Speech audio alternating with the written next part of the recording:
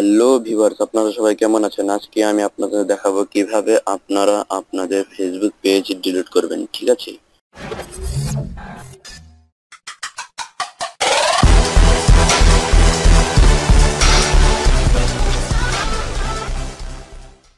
তো প্রথমে আপনারা ফেসবুকে চলে যান।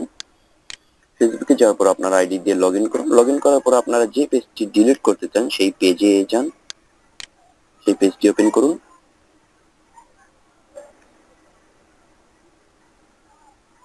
দেখুন আমার পেজটি ওপেন হচ্ছে, একটু আর কি হতে একটু দেরি নিচ্ছে। দেখুন আমার পেজটি ওপেন হয়ে গিয়েছে।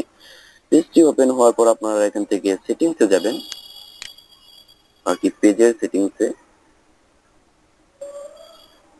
আমার এটা স্লো কাজ করে, তো সেজন্য একটু সমস্যা দিচ্ছি। দেখুন আমরা এখন একটু লোড হচ্ছে সেটিংস পেজটা।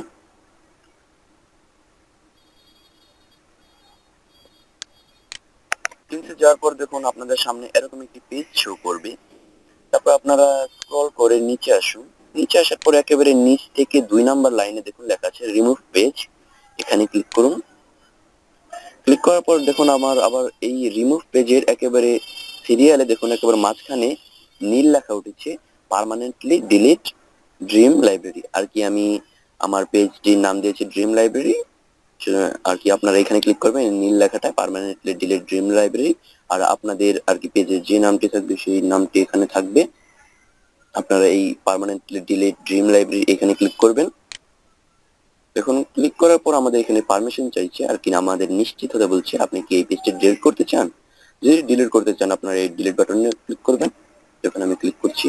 ক্লিক করার পর দেখুন আমাদের পেজটি কিন্তু ডিলিট হয়ে গেছে। এখানে বলছে ডিলিট পেজ পার্মানেন্টলি, এখানে বলছে পেজ ডিলিটেড। আমাদের পেজটি ডিলিট হয়ে গেছে। দেখুন আমি এখন ওকে প্রেস করবো। দেখুন আমাদের পেজটি এখন থাকবে না। দেখুন আমাদের পেজটি কিন্তু এখন নেই। দেখুন এখানে আমাদের বলছে ক্রিয়েট এ পেজ।